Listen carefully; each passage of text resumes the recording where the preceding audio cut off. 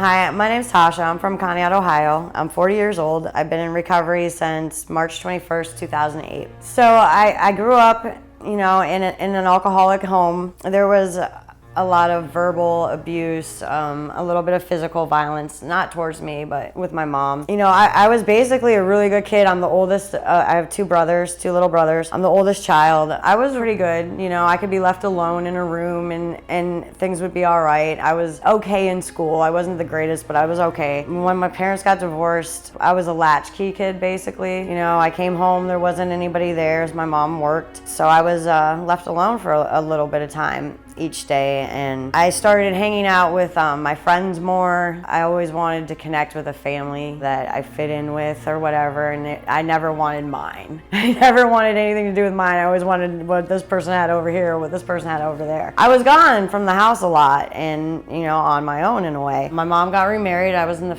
5th grade, I think, and she had my baby brother. And, here again, there was no focus on me. There's focus on the baby. My other brother is a whole set of other problems, especially at that age. So, like I said, I was left alone a lot, and I started drinking on my own. I didn't drink at first to get drunk. I would come home, I would get into the cabinet, and I would take a swig of whatever was up there. I think it's Seagram 7 was the thing that I started out on. And like I said, I didn't drink to get drunk. There was something inside of me that said that this was a good idea to do. Another part in my head said, you need to take something with the alcohol. And I was taking things like Tylenol or Advil, there wasn't prescription pills in my house. I was taking over-the-counter medicine with a shot of alcohol, and then I would go play. And that's how my addiction started for me. I don't know if it was because of what I seen growing up, when I seen my dad drinking. I don't know if it was TV or, anything like that. I really didn't have any friends at the time that were drinking. I didn't have a lot of older friends at that time. I got to junior high school, and that was a big shock for me because I was from a little tiny school. We were like the last 6th grade class to be in elementary school, so I moved up in 7th grade, and I was separated from my friends. It was a really uncomfortable time for me, I guess, for any 12-year-old girl. There's a whole body issue change going on and all this other stuff. So I met different people. My friends changed some. I was hanging out with other kids that didn't have parents home after school. That's when I started drinking to be intoxicated. I knew that I had a problem. I have, addiction runs through both sides of my family, especially alcoholism. My dad's father, he died of cirrhosis of the liver before I was born, so I never met him, but his death was a direct result of alcoholism. So I knew that there was something not right, and I was always in the guidance counselor's office asking him about alcoholism, about my alcoholic uncle. I always asking him questions. Around that time, my dad had quit drinking. He wasn't doing recovery meetings, he didn't go to rehab or anything, he just stopped. And I was really proud of him then, and things got a little bit easier. There's still, to this day, 30 some years later, a lot of hostility between my parents. I've learned to deal with that, but at that time it consumed me, and I was being told my mom's this, my mom's that, my dad, there was a lot of degrading done, and I just kind of wanted to escape that and do my own thing. So and like I said, nobody was really watching me. Nobody was really paying attention to what I was doing. There was other things going on, and I think I slipped through the cracks that way. By the time I got to high school, it got really bad. I was drinking daily. I was stealing alcohol from the liquor store. I would go to the Golden Dawn and take a bottle of cheap vodka. I was shoplifting. That's how a 14-year-old gets alcohol. I would hang out in front of gas stations when I did have money and ask people to buy me beer. And back then, it was only the 90s, but back then people did. I started having DTs. I had DTs. I was a blackout drinker. I threw up all the time. I was smoking pot. I was taking diet pills because I'm overweight, and I really wasn't. A 14-year-old girl's body image, and I like diet pills. So I was taking those. That's kind of what started my speed addiction, I believe, was the pills. I missed a lot of school. I barely passed the 9th grade. They moved me on, but I literally think I had 3 or 4 school credits. It was bad. That summer, I believe it was that summer, I was a chronic runaway. So I would meet these older guys, not necessarily older, but older teenage guys, and I would leave. I would just take off. You know, when we were doing horrible things, stealing cars, selling drugs, doing drugs, partying all the time. I went to jail for the first time. I've been in and out of juvenile detention a good chunk of my teenage years. I was put into outpatient rehab at Lark. At that time, they had an adolescent program, and I was in that program, I think, from 15 to 18. So I aged out, is what happened to me. I aged out. And it was a really good program. I learned a lot, but I would never confess my drugs. I always talked about my alcoholism.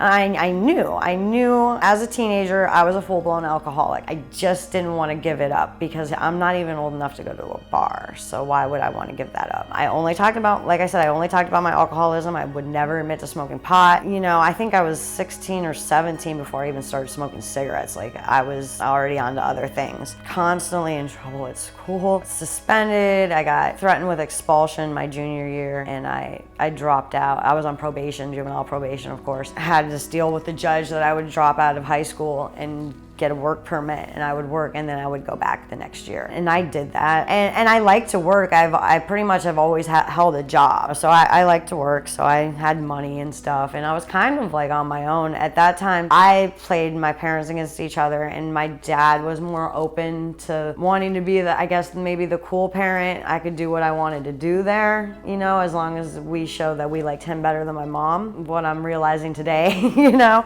So that's what I did. I lived with my dad for a while, and then I'd live with friends for a while, and my dad would get angry at us, and he'd throw me out of the house for a week or two, and I'd just go down to a friend's house and I'd stay there. And my adolescent life was a real disaster, you know, and I just kept partying. I did try to quit drinking. I had all the skills in front of me. I was supposed to go to AA, and I did. I went to AA a couple times, and I hated it. I was like, this is for old people that can't handle their alcohol. I don't belong here. I'm just a kid, you know. I can't even buy cigarettes. Why am I with these people? I stole a stamp. At that time, they stamped your papers, and I forged my own papers for AA. And I never got in trouble for that. And it's kind of sad, but I aged out of probation. I had been put on the 5th floor of the hospital on the mental health ward at that time. There was only me and another girl up there, and this was in Ashtabula. My mom tried to say I was suicidal or whatever, and you know, and I never really tried to kill myself purposely. I wanted to die, but I didn't have the balls, you know. I thought that if I didn't wake up one day, I didn't wake up one day, and that was all right. I didn't finish school when I was supposed to. I was supposed to graduate with summer school, and some stuff happened where I needed too many credits, and I was like, all right, well, I'm done. I wasn't gonna go back. I had, you know, my pride, I'm not going through another year of school, you know. That summer I was 18, I had some money, I just kind of went crazy. I picked up a lot of drugs then, you know. We were doing cocaine, we were doing acid, methamphetamines came into my life around that time. When I tried that for the first time, it was like a whole new world to me. Like, I felt so good, and I had so much energy. I used that first day, and I stayed awake for 24 hours, and then I didn't use during that 24 hours, but the very next day after that, I did go to sleep, and I was off and running. That next day, I got more, and it was probably 12 years later. It happened that quickly. That was my main thing, you know. I was able to stay away from the alcohol because I couldn't drink anything, you know. I couldn't eat, I couldn't drink. I just did that, you know, and I smoked my weed. I did end up going back to school. I went back to school, I did a half a day of school, and I went to work the other half of the day. And that was okay for me, and that worked for me. I think a lot because I wasn't drinking as much that I was able to show up for school, you know, and I was a lot calmer. Like, I had it in my brain that, like, I can't control my alcohol. I knew I was powerless against alcohol, but I can handle myself on drugs. I really felt like I could do that. And I stuck with that for a long time. I finished high school, I got a good job, I had a boyfriend, we had a house together, we had a dog, a cat, a four-wheeler, a $30,000 truck, we had all this stuff. because stuff was what made you an adult, and it's what made you who you were. I thought if I had expensive clothes and I had this nice vehicle and we had a motorcycle, that we were doing good, that I was a good person, that I was being successful. I have this habit of dating people that in my mind are a worse addict than me, so it would take the tension off of me because look what they're doing. You know, this guy can't hold a job, and that's what happened. You know, we were together like 2 years, you know, and we had all this stuff, and you know, life was great, but he couldn't hold a job because he was drinking every night, and I was working 6-7 days a week, overtime as much as I could because I'm a speed addict, and you're offering me all this money, and I'm like, I'm at work, you know, so I can buy more stuff and look like a good person. And that's how it went. But that relationship, you know, it got violent, and I left that, you know, and that's just the cycle of my 20s when it was relationship violence, drugs. I picked up drinking again because, you know, I can't put that down, not for long. Plus I was in my early 20s, so it was like the bar scene. I had money in the bar scene. I worked second shifts, so you worked and then you went to the bar and you drank and you stayed awake and you went to breakfast and you took a nap and you did it all over again, and I was okay with that. I had really stayed out of legal trouble since I had turned 18. I really tried to like change some of the things that I did because I'm like, I'm not gonna go spend my adult life in jail.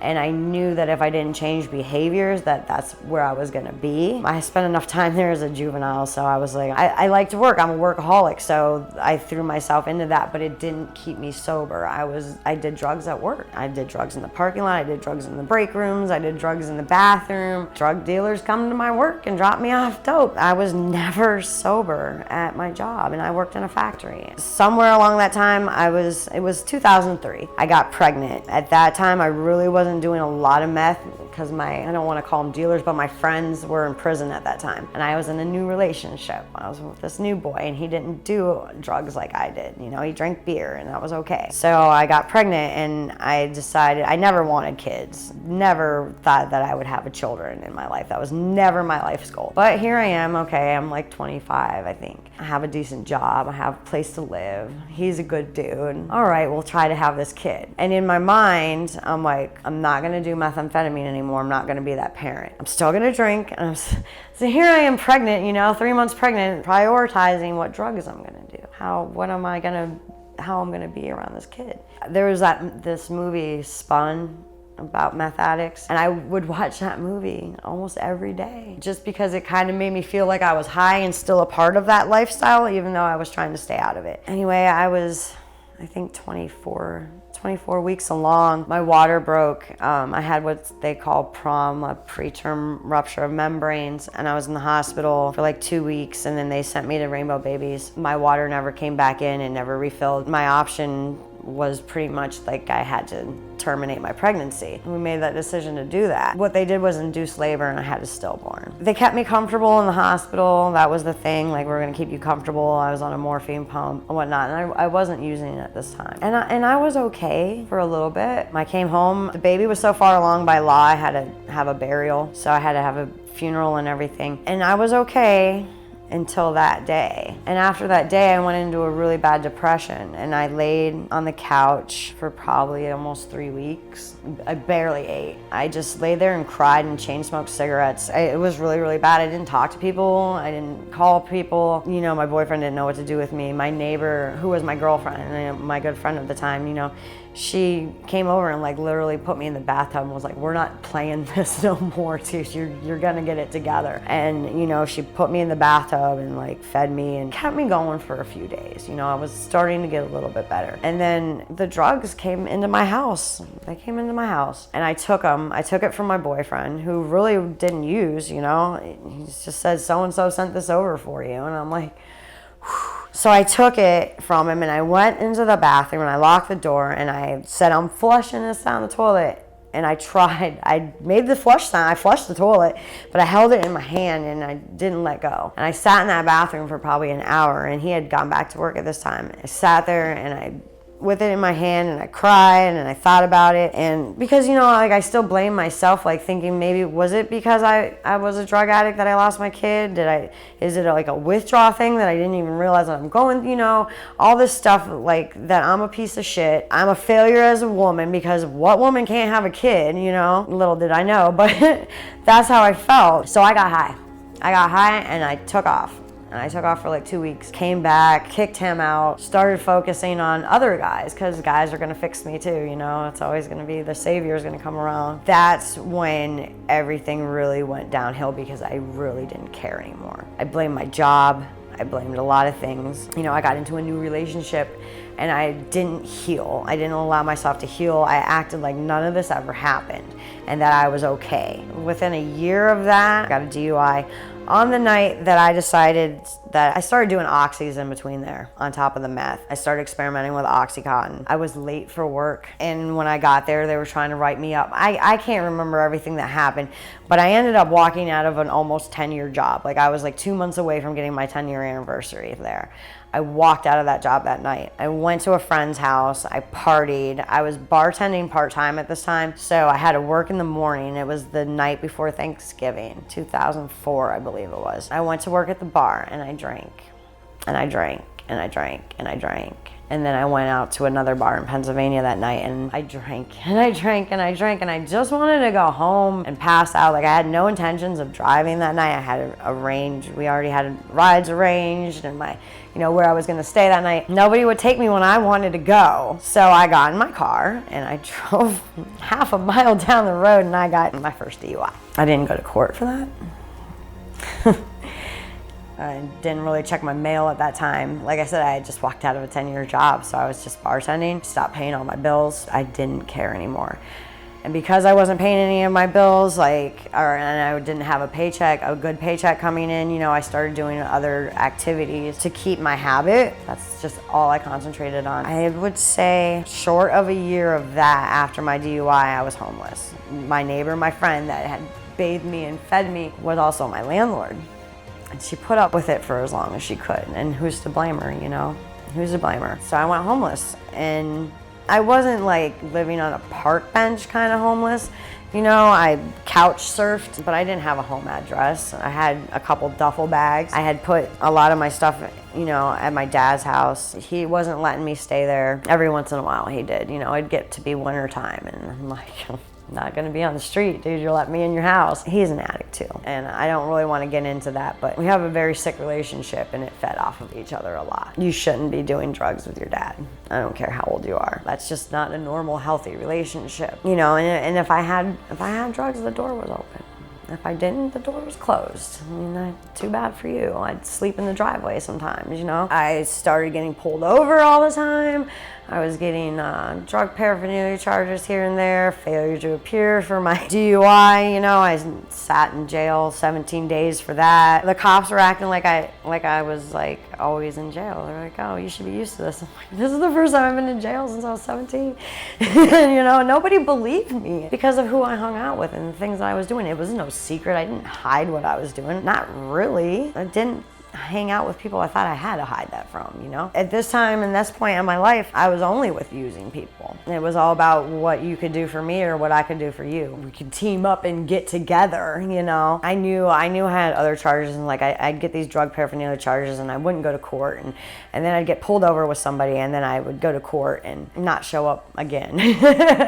and that's what I did. It was Thanksgiving, 2007, I believe it was. There was some sheriffs looking for me. One of my girlfriends had gotten picked up and she contacted a lawyer and then she got a hold of me and they're like, they're looking for you too, dude. You're like my co-defendant on this case. And I'm like, okay, I'm out of here, So I tried to meet guys on the internet that lived in different states so I could go away. But that was my plan. I always have this great thinking. I have great thinking. I'm gonna get myself out of this. I did go to the state of New York for a little bit and then got brought back. I came back on March 16th. March 17th was my birthday. I was at my dad's house that day and I heard this knock on the door. For some reason it made me look out the window first and I seen this black unmarked car and I'm like, no. I literally hid underneath my cover. I'm 30 years old at this time. I literally hid under the covers like it was the boogeyman. With my dog, I'm like, shh, gotta be quiet. A couple hours later, I'm watching TV and there's my name and my driver's license picture on the Erie News for a meth lab. I'm like, oh my gosh, I'm never getting out of this one, you know? Anyway, I got arrested. I was gonna run that night, had this big plan, I was gonna run that night, and I didn't make it. I didn't make it out of the house. I got arrested in my bedroom, in bed, and they handcuffed me and pulled me up out of bed. And I was crying, I'm like, please let me say goodbye to my dog, you know, because I knew I had felony charges. I knew it would be a long time before I came home. So I went to jail, and I sat, and I sat, and I sat. Because I had a lot of stuff. The corrections officers would start making fun of me because like it seemed like every other week, oh, you got a warrant for this county too, Tosh. You got a warrant for this one. I had a joint case with Ashtabula and Lake County for manufacturing of methamphetamine. I had a charge of manufacturing out of Erie County in a conspiracy, on top of all my little drug paraphernalia charges that I never went to court for. I guess it would be a contempt out of Erie County for not paying on my DUI. So it was a big mess. But while I was in jail, there was this little Mexican girl, and she always prayed and she always read the Bible, and she spoke really good English, so she was teaching me about the Bible and about God. And this was not the person that I had anything but hate. I had hate for God. For somebody who always said they didn't believe in him, I sure hated something I didn't believe in. And here I am sitting in jail with this Mexican girl, and she's trying to teach me about God, and I started to open up to the idea of it. I got transferred to Lake County, and in Lake County they have NA and AA programs there. They have a lot of programs actually at that time in Lake County. So my one girlfriend that I met up there, she's like, let's start going to AA. And no, dude, I'm not going to AA. And she's like, it gets you out of the cell. I'm like, good point. So that's how I started my recovery journey, not even knowing that that's what I was doing. I sat there like this the whole time, and I was so sick of hearing these girls come in and they were telling me about like, oh, my last drunk, and I lost my this and that, and all I could think of in my head was, I don't know when I'm gonna drink again. I don't know when I'm gonna get high again. That was what I was thinking, not like, wow, you know, I can relate to them. It was, I wish she would shut up, because I don't know when I'm gonna get mine. You know, I don't know when I'm gonna get mine again. And then this girl come in, and she told my story, word for word. It was crazy, and I was crying. I was just like bawling, sobbing like a crazy lady during her lead, and she was the first person I ever commented on, and I hugged her and talked to her afterwards, and I'd never done that before. I was like, all right, well, maybe this is meant for me, you know? I was doing Bible studies. I was trying to like pray, you know, and I had never prayed. Not really. I mean, I'd pray like, God, get me out of the shit, or God, I want this, or you know what I mean? It was never like an honest like thank you, I guess. I learned the Serenity Prayer. I learned the Our Father in there. And it's so cliche to say like I found God in jail, but I didn't find God, you know. He found me or whatever. Yeah, we started doing little groups in our pod. We started doing little step work together. Like, we couldn't really have a sponsor, so we started doing work together. And I ended up going to the JTP, the jail treatment program. I did 30 days of that, and then I got sent to NeoCap. And by the time I got to NeoCap, like, I had already done a lot of steps. Like, I was on 9, I think, when I got to NeoCap. I had done my 4th and 5th step with a Catholic priest that came to the jail. I didn't go back, like they say in AA, to go back, like, you know, to your childhood. And I did from pretty much like the loss of my baby, like the things that got me where I was that day, all of that stuff, like that's what I concentrated on. And that was like my first start of step work. I got to NeoCap, I started doing amends letters, hated every second of NeoCap, and I swear I can remember every day that I was there, but it broke me down and it made me learn the thinking for a change. We did thinking for a change 1, 2, and 3, and I'm like, I don't have a thinking problem. You know, but they taught me skills that I use to this day, and I mean, they beat them in your head, but I get it, because here I am 9 years later and I'm still doing cost-benefit analysis before I make a decision on something. So I got out of NeoCap just shy of my first year of sobriety. I dove right into it. You know, I had an assessment lined up for my aftercare the day that I left. I was on felony probation. I had a probation officer in Ashtabula and a probation officer in Lake County. I had some stuff in Erie I still had to take care of. So I was really busy. No driver's license, no car, no nothing. I had really made up with my mom at that time. And it wasn't that we fought. It's just I did things my way. I knew she would never agree with them. She never knew about my meth. I don't know how, but she never knew until it was on the front, in the paper. That's how she found out. Conneaut woman from meth manufacturing. They they hung it on the refrigerator. I was like, yeah.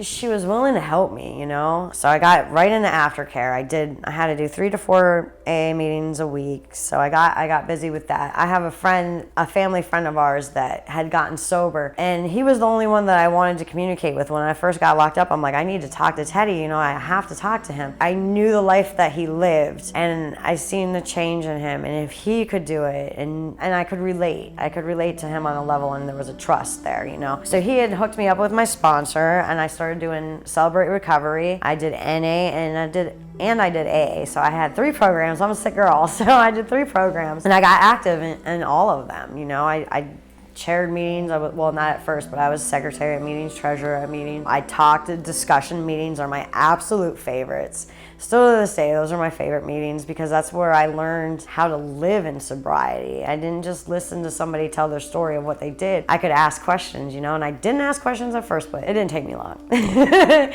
didn't take me long. I'm like, what about this? Are we allowed to feel this? Are we allowed? I thought that if you were in AA or any type of recovery that you had to be sunshine and rainbows. They laughed at me. They laughed at me at first because I'm like, are we allowed to be mad? Because I'm kind of mad right now. They taught me how to deal with my feelings, and they say to stick with the winners, and it's hard at first, but I stuck with those old timers, those men that I couldn't stand as a teenager in AA. Those were the people that I was like, so how are you doing this today? What can I feel today? What can I do today? They try to say that recovery will turn you into a lady. We're working on it. But I do carry myself differently today. And I recognize that change in me today. I started to gain back self-respect. And at first I didn't know that I didn't have any until I got sober, and then I realized wow, you really did not care. Like Kristen had said, I stick with I like to work with women and try to help us all grow. There needs to be a sisterhood, and I was missing that for a really long time. It was hard at first, especially living in Conneaut. There was 3 girls in AA, or 3 women, and they were all much, much older than me, but that's okay because they have life experience, I didn't have nothing. I was back to being this 12-year-old in recovery for the first time, I got a job. I was really persistent and very honest, and it was hard at first because now I'm a convicted felon. Some people will work with you, but they see a manufacturing of methamphetamine and they're like, oh no, we're not gonna have you there. Even Walmart, they only hire felons if you have felony domestic violence or felony DUI. So I said, okay, I can be a drunken woman beater, but I can't be a drug addict. And it was really hard, and I was really frustrated for a long time, and I'd go to aftercare and I'd cry and scream about I'm just gonna lie. You guys are trying to teach me to tell the truth and be upfront and honest, but I'm just gonna lie from now on. I got with a temp agency, and I'm like, look, I drug test twice a week. I'll give you a release. You can take those papers, I told her my story. I told her what I did. I showed her meeting slips. I'm like, look, this isn't who I am right now, and I don't want to go back to that. But if I don't get a job, what am I going to do? I mean, even though I used while I was working, at least work gave me a purpose. It gave me something to do. I really never missed a lot of time until that very end when I gave up on my life. I never call off work. She got me this little job in a factory in Girard, Pennsylvania, and everything was great. But then when it time for the company to hire me in, they refused me. And it was because of my felony. So here I am, crushed again, I'm never gonna tell anybody I'm a felon, blah, blah, blah. And it's so much easier because they can just Google you and it all comes up. Everything comes up now. I hung in there, and the woman from the temp agency, she's like, we're getting you work. And she did, and I've been at that job, it will be 8 years in August. So it worked out, but I had to humble myself again. I had to take a low-paying job, and I had to really prove myself. And I worked at that job for a year as a temp, and everyone's like, when are you getting hired in? And I'm like, shh, don't say nothing.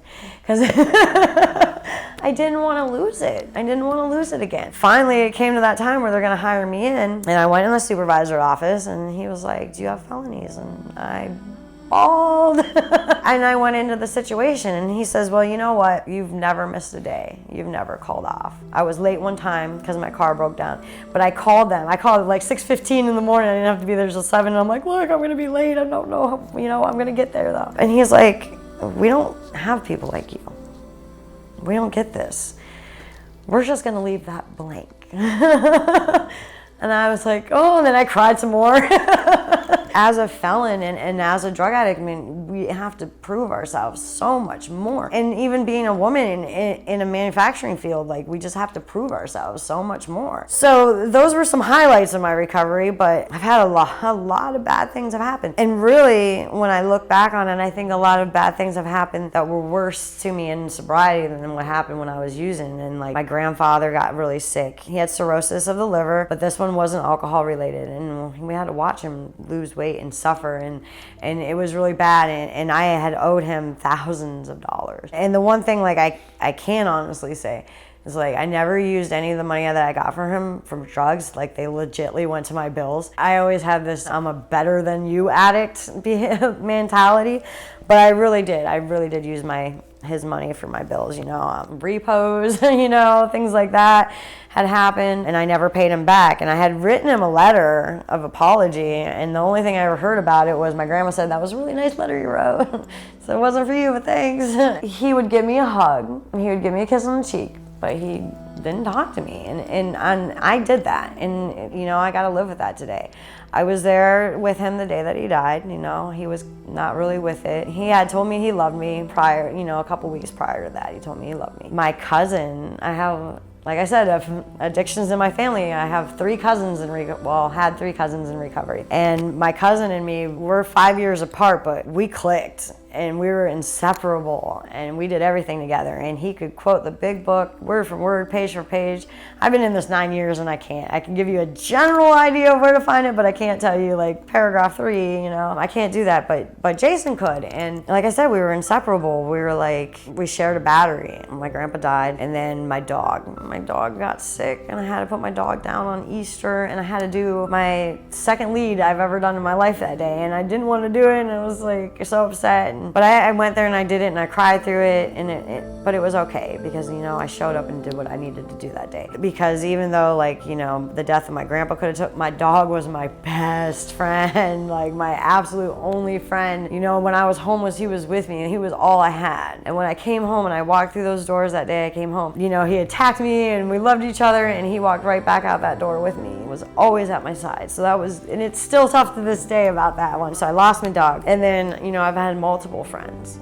I can't even tell you the numbers of friends I've lost due to addiction. Every once in a while there's still a drunk driving accident, but it's mostly, addiction. Jason, my cousin Jason, he went back out. I would track him down and I would pull him out of hotels, and I'm like, you're going to AA. He was like, I'll embarrass you, You can't embarrass me, and I'd take him drunk, falling down drunk to AA, and sit here and you're gonna listen. And that's what I did. And in that time period, I was around Thanksgiving. My grandma got diagnosed with lung cancer. It was bad, and she was okay with it. Like, she was ready. She was ready to go. I was in the hospital with her. My mom and my aunt were with her all that day. They were exhausted, and we had to take her back to the hospital. And so I said, I'll come up and I'll sit with you. She never really talked or anything. She was in and out of consciousness. Anyway, she ended up passing that night. And I was there, I was laying in the hospital bed holding my grandma. She was, one of my best friends. She was my unconditional love, my true unconditional love. No matter what I did, no matter what I did, she didn't treat me any different for going to jail. She didn't treat me any different for becoming a felon. She didn't treat me like I was less than, because now all my truths were out. I forgot to mention that my grandma's youngest daughter, my aunt Trudy, February 20th, 2008, my Aunt Trudy died.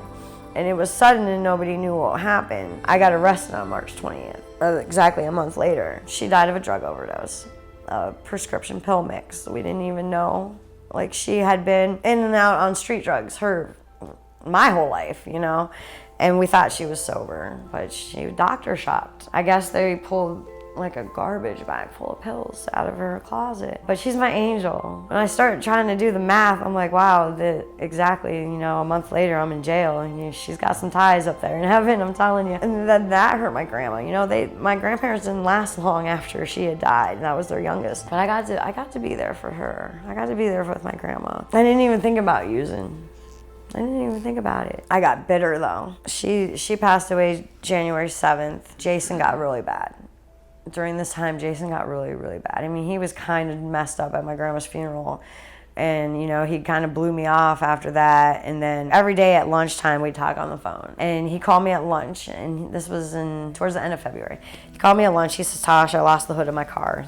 You don't lose the hood of your car. I said, look, I can't deal with your problems right now. I'll call you after work, And I couldn't get a hold of him, and I started freaking out. So I literally found the hood of his car in the median of I-90, and I followed pieces to the truck stop, and I found him passed out in his car, blood from his ear. I've started having panic attacks and really bad anxiety, and I didn't really know what was going on. About 6 months prior to this, through the help of AA, I had talked to some people, and they're like, you need to get some outside help. So I started seeing a psychiatrist, and I was, at this point in my recovery, I'm 3.5 years sober. I hadn't even really taken an aspirin, and I was scared. I was scared to take something, but I needed something, So I got put on a medication, and it was funny when I went in there, I'm like, I can't take this, can't take that. Well, Jason was having these same problems, and what was weird is we were having these problems together. But Jason went to a family doctor. Jason got put on Xanax. Jason abused Xanax on top of his drinking. I ended up having to take him to the hospital. He had a blood alcohol level of 0.4. He had 8.5 bottles of Xanax. His lungs were failing. They kept him for a couple days. I went up there to visit him, and when I was visiting him, he went into a grand mal seizure. I had never seen anything like that before in my life, I'm freaking out. And it was all because of his drinking. He had just turned 30 years old. Jason got out of the hospital about a week later. I stayed up there with him. I'd visit him. He was sort of coming back to life. He decided that he was going to move to North Carolina to be with his mom, because his family was down there. He was down in North Carolina maybe a week, and I got a call that he had died in his sleep. His body shut down, 30 years old. He died on March 20th, the day before my 4th year sobriety date. Of all the things to happen, I went to AA that night. I went to AA the next day. I got my coin, everyone's, I'm sorry about Jason. I'm sorry about Jason. I still to this day have cards from meetings that I haven't opened. I got angry at AA. You failed him. All you guys failed him. I screamed at his sponsor, I'm like, this is your guys' fault. I tried. And then that guilt that I didn't do enough. I didn't get him in time. I didn't, all that came in. At this time, I'm working overtime. We're working 6 days a week.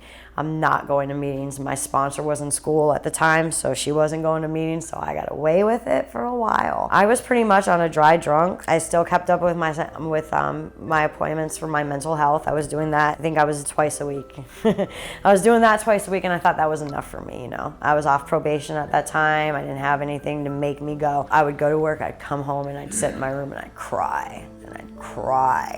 And I started cursing God again. My sponsor was like, look, you're coming back. She started going back to meetings. She's like, you're coming back. I'm like, I don't want to go back. But I did go back to Celebrate Recovery, and I had this chip on my shoulder, and I didn't want to talk to people. And I'm listening to these people talk about how great their life, and here I am again, here I am again, recovery isn't sunshine and rainbows. It's not going to work. This is all a joke, But yeah, I was still sober. I went on a 12-step spiritual weekend. My girlfriend took me on one of those, and I didn't want to go, and she's like, I paid for it, you have to go. And I was a total jerk almost the whole weekend, but I had a spiritual awakening. I was 5 years sober then. I managed to get my 5th year, and I had a spiritual awakening. I had a God moment, and my God moment was that, because I was really angry, I thought, I got sober so you could take everything I love out of my life, the people that I was closest to, the only people that I knew loved me back, and they didn't do it the tough way. I held that resentment, and I talked about it, and then it occurred to me that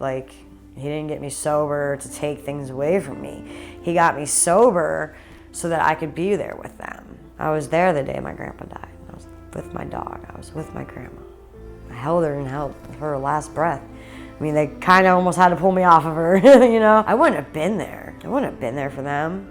I wouldn't have been that part of Jason's life. We wouldn't have, had a friendship the way that we had. You know, they say that you only get friendships like that every once in a while, and I was very blessed to have that friendship. None of these things would I have been at if I was still using, because it was all about me. And here I am in recovery thinking it's all about me again. Poor me, poor me. So I have been hit with every possible reason to pick up, every excuse. You want to talk about relationships? Like, okay, that was a big failure for me for a long time. Even in sobriety, I couldn't keep a boyfriend over a few months. Couldn't do it. But after that spiritual awakening and after getting right with God again, after realizing a few things that weren't about me, it changed. My recovery changed. About a year later, was told about this course to do peer support. So I'm a certified peer supporter. It took another year to get a job, but today I have 2 jobs. I have a full-time job. I'm a welder in a sheet metal fabrication shop, and then I'm a female recovery coach at LARC. I work just with women right now. I try to help them to the best of my ability, and it is an absolute challenge, but I love it. You know, I get to be an activist, and I get to help them, and I get to help them in ways that I didn't have available to me for help today. So I get to take girls to meetings and be there with them when they get their first coin, and cry with them and laugh with them and eat chocolate with them, and I get to give back on a different level today. I sponsor a woman. I don't have a lot of time for sponsors, but I try to stay as active as possible. I am very not private, and I know that AA is an anonymous program, you know, but I don't, for me personally, anonymity is not something that I do. I'm proud of who I am today. I'm proud to have made it out alive, and people need to know that we can do this, you know, that you can be a meth addict, you can be an alcoholic, and you can stop and live a decent life today, you know, and get all those things back. You know, I have a car, I have a driver's license, I have a wonderful boyfriend, you know, we've been together almost 4 years, and that's never happened before either. I have these things today, and I want other people to know that they can have them too, you know. Things are getting better, and I think they're getting better in society, with the views of what an alcoholic is, with a view of what a drug addict is, and the view of a felon, that yeah, we did these things, yeah, those things are a part of us, but that's not the only thing about us, you know. I'm still a girl, I still have a heart, I still have hopes and dreams today, and now I have the skills to accomplish those today. And those were things that I would have never known on my own. Like, it was recovery. Those are the things that gave me my life back, and I just want one person to get their life back today, and that's my purpose of living, you know. So thank you.